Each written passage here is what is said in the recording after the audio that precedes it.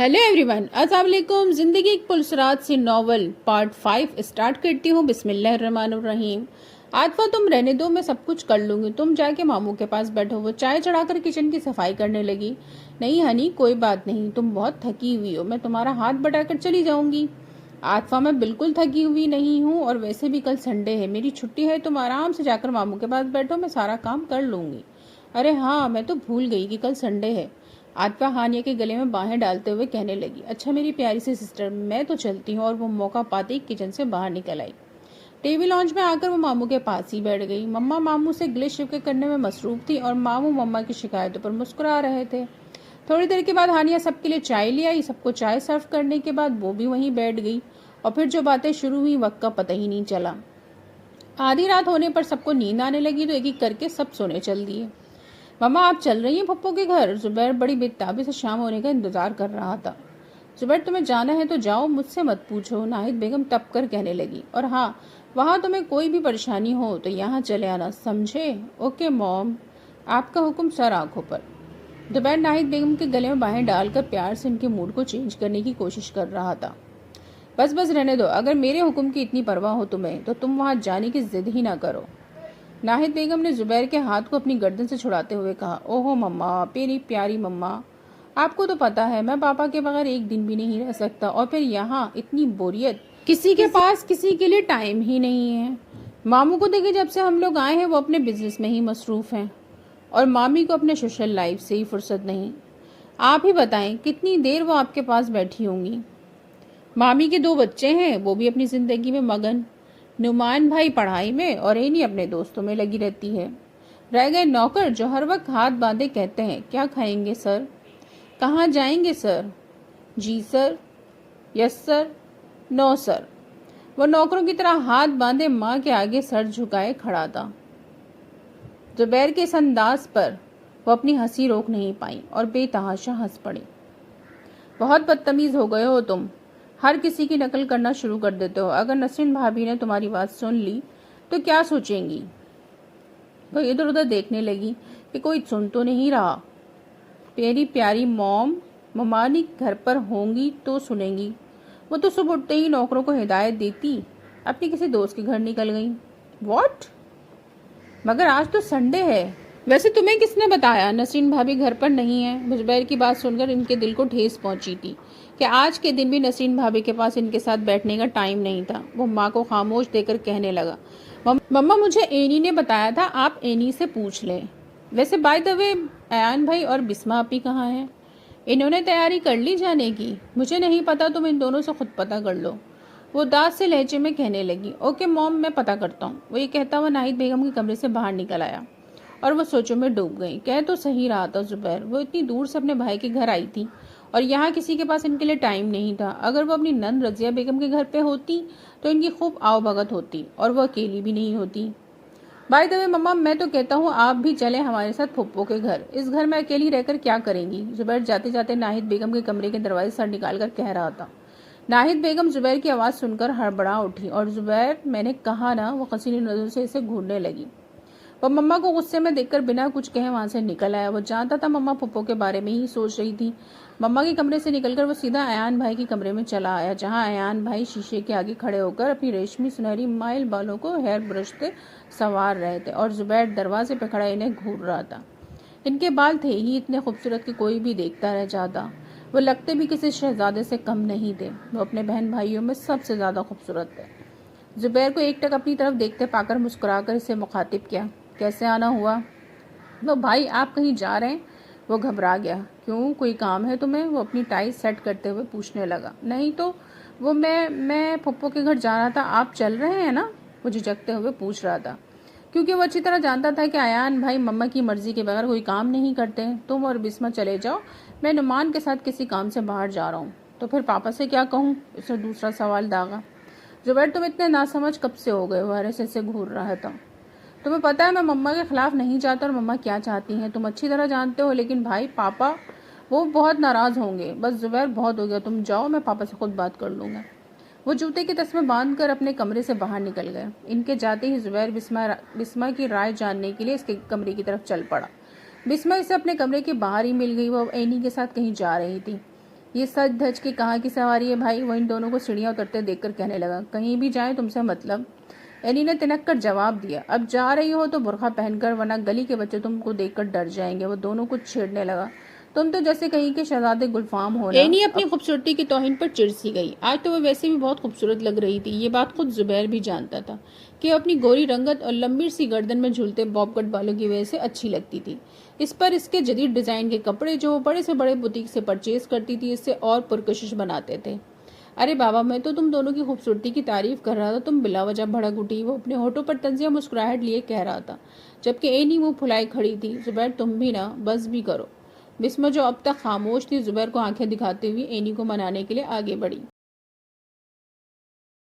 Any please, Zubair की तो आदत है मजाक करने की, तुम इसकी बात में कहाँ आ रही हो। चलो गुस्सा थूक दो।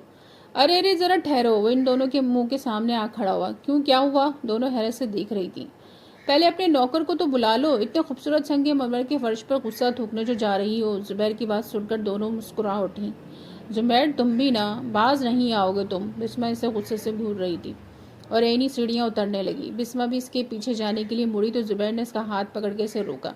वैसे तुम लोग जा कहाँ रहे हो? मैं अपने दोस्तों से मिलने जा रही हूँ और बिस्मा मेरे साथ जा रही है। और कुछ? बिस्मा के बजाय एनी ने जवाब दिया। इसे इस तरह के सवाल अच्छे नहीं लगते थे क्योंकि इससे आज तक इस तरह के सवाल व जवाब किसी ने नहीं किए थे।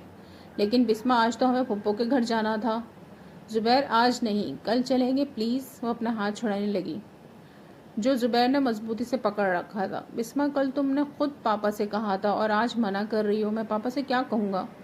वो बिस्मा का हाथ छोड़ते हुए कहने लगा, तो तुम भी मत जाओ, कल दोनों साथ चले जाना। एनी ने कहा, तुमसे बात नहीं कर रहा मैं। वो एनी को डांट के बिस्मा की तरफ मुखातिब हुआ। तुम फुप्पो के घर जाना चाहती हो या नहीं? साफ जवाब दो। नहीं। वो एनी के साथ चलते हुए पार्किंग लॉट में आ चुकी थी। अभी फिलहाल मैं एनी के साथ जा रही हूँ, कल जवाब दूंगी। Okay my dear brother. ये कहकर वो एनी की गाड़ी में बैठ गई। एनी गाड़ी स्टार्ट कर चुकी थी। वो इन दोनों को जाता देखता रह गया। गाड़ी इसकी आंखों के सामने से जूम करके पार्किंग लॉट से निकल गई। वो घर के अंदर वापस आया। मम्मा के कमरे से पापा के रखा हुआ बैग उठाने। मम्मा कमरे में नहीं थी। इसने नौकर को आवाज देकर अपना और पापा का बैग गाड़ी में रखवाया और तैयार होकर फुप्पो के घर जाने को निकल पड़ा। फुप्पो के घर पहुंचकर इसने ड्राइवर को बैग उतार कर जाने को कहा और खुद डोरबेल पर उंगली रख दी। थोड़ी देर बाद ही दरवाजा खुल गया। दरवाजा खुलने वाली एक दुबली पतली सी लड़की थी। वो बहुत ज्यादा खूबसूरत नहीं थी पर इसकी झील सी गहरी आंखें से बहुत खूबसूरत बना रही थी। वो थी तो सांवली सी रंगत की, पर इसके चेहरे पर कशिश बहुत थी। इसके लंबे रेशमी बाल जो इसके घुटनों से भी नीचे तक लहरा रहे थे इसकी खूबसूरती में इजाफा कर रहे थे। इसके लंबे और खूबसूरत बाल देखकर इसके मुंह से बेसाख्ता निकल गया। वाह, क्या खूबसूरत बाल है, जो देखे तो देखता रह जाए माशाल्लाह। इसकी तारीफ करने पर वो घबराकर अपने बालों को दुपट्टे से छुपाने लगी और गुस्से से इसे देखते हुए कहने लगी, आपकी तारीफ? इस नाचीज को जुबैर इम्तियाज कहते हैं। वो इसकी घबराहट पर मुस्कुरा रहा था। जुबैर इम्तियाज, जैसे इसे कुछ याद आया हो। ओह जुबैर, तुम हो? वैसे आपके घर मेहमानों को अंदर बुलाने का रिवाज नहीं है क्या? वो इसे छेड़ रहा था। ओह मैं तो भूल गई, मैं दरवाजे पे खड़ी हूँ, आओ अंदर आओ। वो पीछे हटते हुए कहने लगी। इसके हटने पर वह दोनों बैग उठाए अंदर आ गया। हानिया से मुंह बनाए दोनों बैग उठाए देखकर कहने लगी, लाओ एक बैग मैं उठा लेती हूँ। हानिया के बैग को हाथ लगाने पर वो इसे घूर कर देखते हुए कहने लगा, नो थैंक्स, आप रहने दें। आप सिर्फ ये बताएं कि मैं इस बैग को कहाँ रखूँ। मामू के कमरे में जो ऊपर जाके लेफ्ट पर है। वो उंगली से इशारा करके बता रही थी, जिस पर वो तप कर कहने लगा, बड़ी बेमुरवत हैं आप। एक तो मैं इतना भारी बैग उठाए चल रहा हूँ और आपको मुझसे चाय पानी पूछना चाहिए और आप हैं कि मुझे सीढ़ियों की तरफ इशारा कर रही हैं। वो बैग उठाए टीवी लॉन्च तक आ गया था और अब इसकी हिम्मत नहीं हो रही थी कि वो बैग उठाए सीढ़ियाँ चढ़ सके, इसलिए थोड़ी देर बैठने के लिए बहाना ढूंढ रहा था। इसके जताने पर हानिया शर्मिंदा सी होकर इससे बैठने के लिए कहने लगी, तुम बैठो, मैं सबको यहीं बुला लेती हूँ। इसके कहने से पहले वो बैठ चुका था, और चाय भी। हानिया इसके फरमाइश करने पर मुस्कुरा के वहां से निकल आई। सबको जुबैर के आने की इतला देकर वो सीधी किचन में चली आई इसके लिए चाय बनाने। सब इसका सुनकर एक एक करके टीवी लॉन्च में चले आए। इम्तियाज साहब को देखकर सलाम करके इनके गले जा लगा। इम्तियाज साहब से मिलने के बाद वो फारूक साहब से सलाम व दुआ करके रजिया बेगम के गले जा लगा। रजिया बेगम और फारूक साहब ने सलाम का जवाब देकर इसे प्यार किया। सबसे मिलने के बाद वो इम्तियाज साहब के पास जा बैठा। इम्तियाज साहब इसे अकेले देखकर पूछने लगे, जुबैर तुम अकेले आए हो, बिस्मा और अयान क्यों नहीं आए? पापा, भाई और आप ही को किसी पार्टी में जाना था, वो बहाने करने लगा। भाई कह रहे थे वो खुद ही आ जाएंगे। इम्तियाज साहब जानते थे कि वो बहाना कर रहा है, इसलिए और कुछ नहीं पूछा। रजिया बेगम भाई और भांजी को खामोश देकर कहने लगी, जुबैर बेटा भाभी कैसी हैं? मम्मा ठीक है पप्पो, आप सबको बहुत मिस कर रही हैं। रजिया बेगम अच्छी तरह जानती थी कि वो झूठ बोल रहा है। थोड़ी देर में हानिया चाय और नाश्ता लिए टीवी लॉन में आ गई। सबको चाय और नाश्ता देकर वो मम्मा के बराबर में बैठ गई। संडे होने की वजह से हारिस और आतफा भी घर पर ही थे। चाय नाश्ते के दरमियान ही सबका तारुफ एक दूसरे से हो गया। हारिस जुबैर के आ जाने से बहुत खुश था। दोनों हम उम्र थे, इसलिए जल्द ही एक दूसरे के दोस्त बन गए। जुबैर इतनी अच्छी आदत का था कि आते ही सबके दिल में घर कर गया। जुबैर के आ जाने से जैसे घर में खुशियां दौड़ गई हों। आतिफा और हारिस को तो जैसे इसी दिन का इंतजार था। जुबैर के साथ वक्त का पता ही नहीं चलता था। जुबैर दिन में नाहिद बेगम के पास चला जाता और शाम होते ही फुप्पो के घर वापस आ जाता था। हानिया ऑफिस से आती तो घर में एक हल्ला गुल्ला मचा सा रहता था। वो भी सबके साथ बैठ के खूब इंजॉय करती। जुबैर के आने से इसे भी मुस्कुराना आ गया था। आज वो मामूल के मुताबिक ऑफिस से लौटी तो घर में सन्नाटा था। वो सीधी मम्मा के कमरे में चली आई। मम्मा कमरे में नहीं थी। पापा अपनी आंखों में हाथ रखे लेटे थे। वो दरवाजे पर नॉक करने लगी। दरवाजे पर नॉक की आवाज़ सुनकर फारूक साहब ने अपनी आंखों से हाथ उठाया और इशारे से हानिया को अंदर आने को कहा। वो अंदर आकर पापा के बराबर में बैठ गई। पूछने लगी, पापा आपकी तबीयत तो ठीक है ना? बस बेटा थोड़ा सा सर में दर्द है। वो उठकर तकिए से टेक लगाकर बैठते हुए कहने लगे, हनी बेटा तुमने खाना खा लिया? नहीं पापा अभी नहीं खाया, आपके लिए लाऊं? हानिया ने कहा, नहीं बेटा तुम खा लो और मेरे लिए अच्छी सी चाय बना दो। फारूक साहब ने आजिज़ी से कहा, जी अच्छा पापा। वो उठ खड़ी हुई, फिर याद आने पर कहने लगी, पापा घर के सब लोग कहाँ हैं? जुबैर सबको लेकर बाहर गया है आउटिंग के लिए। तुम्हारा भी बहुत इंतजार किया सबने, पर कोई बात नहीं पापा, आप आराम करें, मैं आपके लिए चाय बना लाती हूँ। वो पापा को आराम करने का कहकर वो फ्रेश होकर किचन में चली गई। एक तरफ चाय चढ़ाकर दूसरी तरफ खाना गर्म करने लगी। डोरबेल बजने पर वो दरवाज़ा खोलने पहुंची। इसे लगा मम्मा लोग होंगे, इसलिए दरवाजे के दोनों पट खोल दिए। इससे पहले कि वो देखे कौन है, सालन चलने की बू की वजह से वो किचन की तरफ भागी।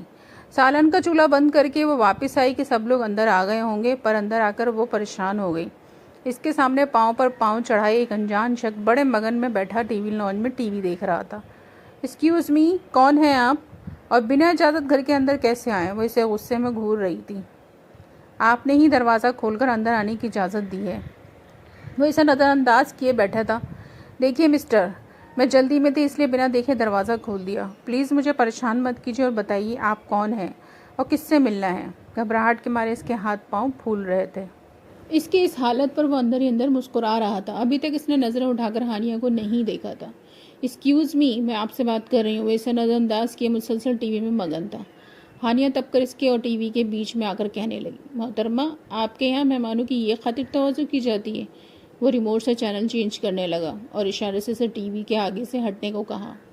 मेहमान का कोई नाम तो होगा। वो तब कर कहने लगी, नाम जानकर आप क्या करेंगी? वो इससे और तंग करने लगा। बाय द वे, क्या आप घर में अकेली हैं? वो उठकर इसके सामने आ खड़ा हुआ और इससे घूरने लगा। इसके घूरने पर वो और घबरा गई। इससे घबराता देखकर वो और इसके करीब हो गए। पहली बार इसने इससे नज़रें उठाकर ऊपर से नीचे तक देखा था। पहली नज़र में ही वो इसके दिल में घुसती चली गई। एक सिंपल सांवली सी लड़की अपने लंबे रेशमी बालों की वजह से पुरकशिश लग रही थी और इसकी झील सी गहरी आंखें, वो इसकी आंखों में आंखें डाले इसके करीब और करीब जाने लगा। इसे अपने पास आता देखकर हानिया के हाथ पांव ठंडे होने लगे। इसकी झील सी आंखें इसे अपनी तरफ खींच रही थी। जाने क्या था इसकी आंखों में कि वो अपने आप को रोक ना पाया और बेसाख्ता इसकी ज़बान से निकला,